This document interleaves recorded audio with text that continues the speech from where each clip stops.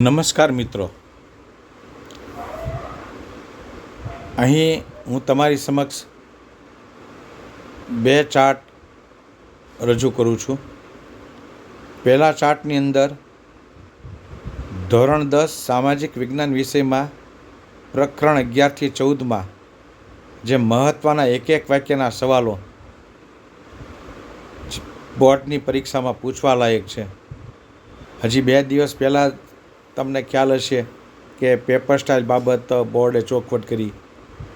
એમાં મોટાભાગે MCQ અને એક વાક્યો આ બધું વધુ પૂછાશે. તો એના માટે આ ચાર્ટ મેં બનાવ્યા છે, એટલે ખાસ તૈયાર કરજો. 11 થી 14 પ્રકરણ છે, એના મહત્ત્વના સવાલો આમાં આપ્યા છે. જુઓ, તો કોઈ બીજી ચર્ચા ન કરતાં સીધી ચાર્ટની આપણે આગળ વાત કરીએ.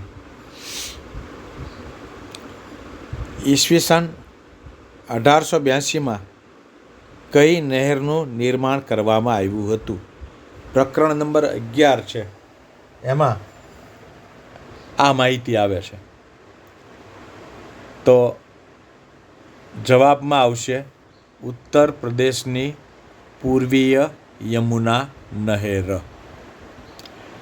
બહુહેતુક યોજના એટલે શું? જવાબમાં આવશે નદી ખીણો સાથે સંકળાયેલ વિભિન્ન સમસ્યાઓ હલ કરવી. પછી ભૂમિગત જળનો સૌથી વધુ ઉપયોગ શેમાં થાય છે? તો કે સિંચાઈમાં. જવાબમાં આવશે સિંચાઈમાં. પૃષ્ઠીય જળનો મુખ્ય સ્ત્રોત કયો છે? તો કે નદીઓ. 1 કિલો ઘઉંનું ઉત્પાદન કરવા માટે લગભગ કેટલા લીટર પાણીની આવશ્યકતા રહે છે? તો 1500 લીટર. આ જે સવાલ છે એ 2-3 વખત પરીક્ષામાં પૂછાઈ ગયેલો છે. ભાખડા નાંગલ યોજના કઈ નદી પર આવેલી છે? તો સતલજ નદી. ધરોઈ યોજના કઈ નદી પર આવેલી છે? તો શું આવશે? સાબરમતી નદી. તાંબાની ધાતુમાં કલાઈ ઉમેરવાથી શું બને છે? તો તાંબાની ધાતુમાં કલાઈ ઉમેરવાથી કાંસુ બને છે. જવાબમાં કાંસુ આવશે. ત્યાર પછી તાંબાની ધાતુમાં જસત ઉમેરવાથી શું બને છે? તો એના જવાબમાં આવશે પિત્તળ.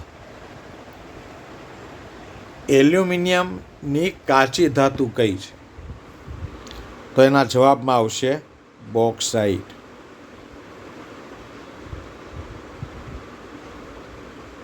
ગુજરાતમાં કયા સ્થળે સૌર ઉર્જા પ્લાન્ટ સ્થાપવામાં આવ્યો છે? તો એના જવાબમાં આવશે ભુજ પાસે માધોપુર.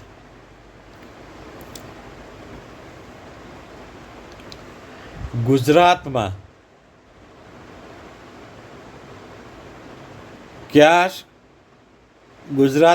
કયા શહેરને ડેનિમ સિટી ઓફ ઇન્ડિયા કહે છે? આ સવાલ પણ પરીક્ષામાં 2-3 વખત પૂછાઈ ગયેલો છે.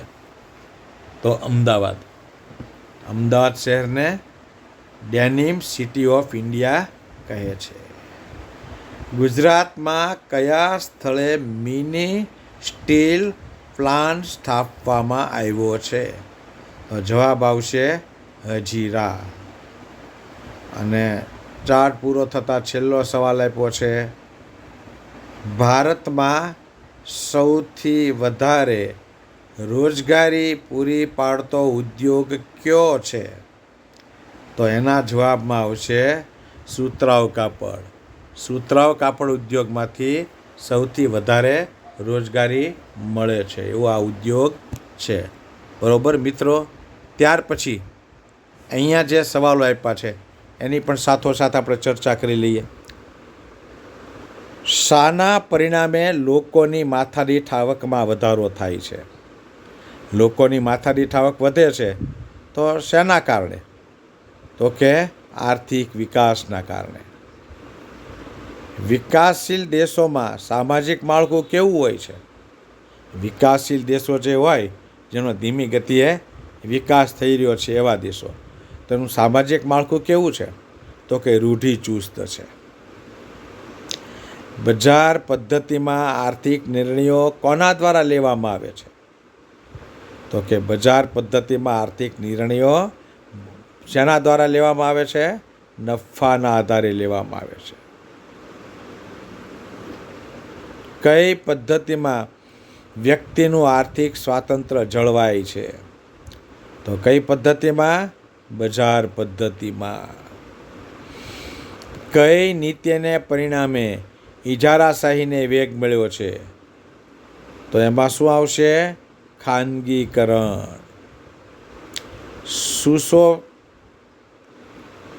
સુપોષિત વિકાસ એટલે શું? તો કે સુપોષિત વિકાસ એટલે ટકાઉ વિકાસ. કઈ નીતિના પરિણામે આવકની અસમાનતામાં વધારો થયો? તો કે આર્થિક ઉદારીકરણ. વિશ્વમાં એક દેશને બીજા દેશ સાથે વેપારી ઝઘડો થાય તો તેનું નિવારણ કઈ સંસ્થા કરશે? બહુ મહત્વનો સવાલ છે. જુઓ તો વિશ્વ વ્યાપાર સંગઠન. ગરીબી કેવો ખ્યાલ છે? તો કે ગુણાત્મક. ગરીબીનો કયો ખ્યાલ વિકસિત દેશોમાં પ્રચલિત છે? તો કે સાપેક્ષ ગરીબીનો. આપણા ગામમાં આપણું કામ સાથે મળે છે વાજબી દામ એ કયા રોજગારલક્ષી કાર્યક્રમનું સૂત્ર છે? તો કે મનરેગા. ગરીબીનું મુખ્ય કારણ કયું છે? તો કે બેરોજગારી. કઈ સમસ્યા આપણા દેશના આયોજનની સૌથી નબળી કડી છે? તો બેરોજગારીની સમસ્યા આપણા આયોજનની સૌથી નબળી કડી ગણાય.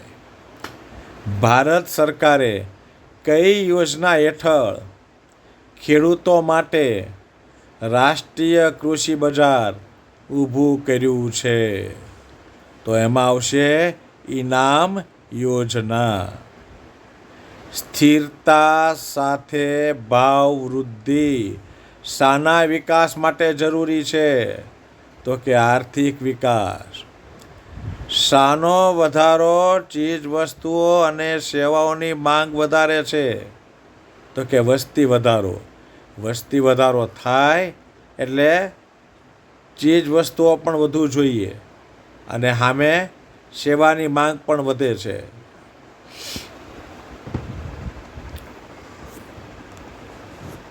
ત્યાર પછી ભારતીય આયોજનનો હેતુ શાનો ઝડપી આર્થિક વિકાસ સાધવાનો છે? બરોબર. ભારતીય આયોજનનો હેતુ શાની સાથે ઝડપી આર્થિક વિકાસ સાધવાનો છે? આ રીતે સવાલ હોય તો કે ભાવ સ્થિરતા સાથે. સરકારે કયા પુરવઠામાં કરેલો વધારો ભાવ વૃદ્ધિનું કારણ બને છે? તો કે નાણાંના. ભારતીય અર્થતંત્રમાં નાણાંનો પુરવઠો કોણ વધારી ઘટાડી શકે છે? મધ્યસ્થ બેંક. મધ્યસ્થ બેંકની આ જવાબદારી છે. નાણાંનો પુરવઠોમાં વધારો અને ઘટાડો એ કરી શકે છે. ધિરાણ નીતિનું નિયમન કોણ કરે છે? તો એમાં પણ મધ્યસ્થ બેંક આવશે. મધ્યસ્થ બેંક. કયા અર્થતંત્રમાં ઉપભોક્તાવાદી વિચારસરણી પ્રવર્તે છે? Very most IMP. મૂડીવાદી અર્થતંત્રમાં. ત્યાર પછી માનવ વિકાસ આંકની વિભાવના ભારતીય મૂળના કયા અર્થશાસ્ત્રીએ દર્શાવી હતી? બહુ અગત્યનો સવાલ, અમર્ત્ય સેન. જવાબ જો એ રીતનો છે, આ ભૂલાઈ જાય, યાદ ન રહે, એટલે વારે વારે આનું તમારે પુનરાવર્તન કરતા રહેવું પડશે. એટલે મેં આવા નાનકડા પ્રશ્નોને લગતા ચાર્ટ વધારે આપ્યા છે યુટ્યુબમાં. ત્યાર પછી સમગ્ર વિકાસની પ્રક્રિયાનું કેન્દ્રબિંદુ કોણ છે? તો કે સમગ્ર વિકાસની પ્રક્રિયાનું કેન્દ્રબિંદુ સ્ત્રીઓ છે. ત્યાર પછી મહિલા સશક્તિકરણનું મહત્વનું પાસું કયું છે? તો કે આર્થિક સશક્તિકરણ. અનુસૂચિત જાતિ નક્કી કરવા માટે કઈ બાબતને આધાર ગણવામાં આવે છે? તો કે અસ્પૃશ્યતા. ભારતની સામાજિક સંરચના કઈ બાબત પર આધારિત છે? તો કે જ્ઞાતિ પર. પ્રાચીન ભારતની સામાજિક સંરચના શાના પર આધારિત હતી? વર્ણ વ્યવસ્થા પર. કયું પરિબળ, બહુ અગત્યનો સવાલ, વ્યક્તિ, સમાજ અને દેશના વિકાસને અવરોધતું પરિબળ છે? તો કે સાંપ્રદાયિકતા. સાંપ્રદાયિકતા છે એ વ્યક્તિનો વિકાસ પણ અટકાવી દે, દેશનો વિકાસ પણ અટકાવી દે. તો વ્યક્તિ, સમાજ અને દેશના વિકાસને અવરોધતું પરિબળ સાંપ્રદાયિકતા છે, યાદ રાખજો. બાળ મજૂરીનું મુખ્ય કારણ કયું છે? તો કે ગરીબી. લોકો ગરીબ છે માટે એમના સંતાનોને ભણાવતા નથી, સીધા મજૂરી કરવા મોકલી દે છે. તો બાળ મજૂરીનું કારણ ગરીબી છે. સામાજિક વિકાસની પૂર્વ શરત કઈ છે? તો કે બાળ વિકાસ. શ્રમનું સૌથી સસ્તું સાધન કયું છે? તો કે બાળકો. તમે જો ઘણી જગ્યાએ કારખાના કે ફેક્ટરીમાં નાના બાળકો કામ કરતા હોય છે અને એની પાસે ડબલ કામ કરાવવામાં આવે છે, બરાબર? અને બિચારા કોઈ માગણી કાંઈ કરતા નથી, એ ગભરાઈ જાય છે એના માલિકથી, બરાબર? એટલે આ લોકો અને વધારે ફાયદો થાય એમાં. એટલે કહેવાનો અર્થ એ છે કે શ્રમનું સૌથી સસ્તું સાધન બાળકો છે. વિશ્વમાં બાળ અધિકારો કોણે જાહેર કર્યા છે? બહુ અગત્યનો સવાલ, સંયુક્ત રાષ્ટ્રોએ. અને ભ્રષ્ટાચારની વ્યાખ્યા કોણે આપી છે? તો કે વિશ્વ બેંક. અને છેલ્લું, અધિકારો એ કોનું અનિવાર્ય લક્ષણ છે? તો કે નાગરિકતાનું. તો મિત્રો, અહીંયા જે સવાલો આપ્યા છે એ પણ પરીક્ષામાં 100% પૂછવા લાયક છે. વ્યવસ્થિત તૈયાર કરી નાખજો.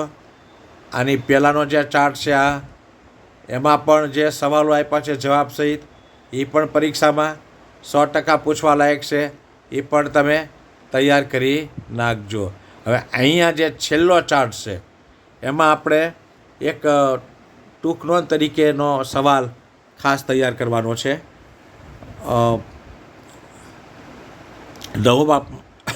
નવમા પાઠનો સવાલ, 8મા પાઠનો સવાલ છે, વહીવટી દ્રષ્ટિએ જંગલોના પ્રકારો.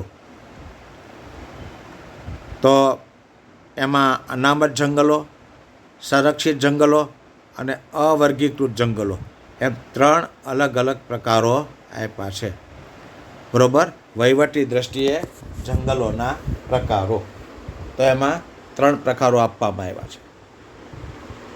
પહેલું છે અનામત જંગલો. હવે એમાં જુઓ, અનામત જંગલો જ્યાં લાકડા કાપવા કે વીણવા પર પ્રતિબંધ હોય છે, અનામત જંગલો. પશુ ચારણ માટે પ્રવેશની મનાઈ હોય છે. ત્યાર પછી સીધા જ સરકારી તંત્રના નિયંત્રણ હેઠળ હોય છે. આવા જંગલોને અનામત જંગલ કહે છે. પછી સંરક્ષિત જંગલો. આ પ્રકારના જંગલો સરકારી તંત્રની દેખરેખ હેઠળ હોય છે, જ્યાં વૃક્ષોને હાનિ પહોંચાડ્યા વગર લાકડા વીણવાની તથા પશુચારણની છૂટ હોય છે. આવા જંગલોને સંરક્ષિત જંગલો કહે છે. બરોબર, ખ્યાલ આવી ગયો. ત્યાર પછી અવર્ગીકૃત જંગલો. અવર્ગીકૃત જંગલો. હવે એમાં જુઓ મિત્રો, ઉપરની જે માહિતી આપી છે એ બરાબર તમે સેટ તૈયાર કરતા રહેજો, કેમ કે પરીક્ષાની દૃષ્ટિએ ઘણી અગત્યની અને મહત્ત્વની માહિતી છે. અને આ જે છે એ તમારે લગભગ પરીક્ષાની અંદર પૂછાય એવો આ આખો સવાલ છે, એટલે બહુ વ્યવસ્થિત તૈયાર કરજો. 9મા પ્રકરણનો આખો ચાર્ટ છે. મેં તમને 8મું પ્રકરણ કીધું, પછી પાછો 9મું બોલ્યો હતો, પણ હકીકતમાં 9મા પ્રકરણનો ચાર્ટ છે. વન અને વન્યજીવ સંસાધન એને લગતો આ ચાર્ટ છે. તો એ રીતે તૈયારી કરજો.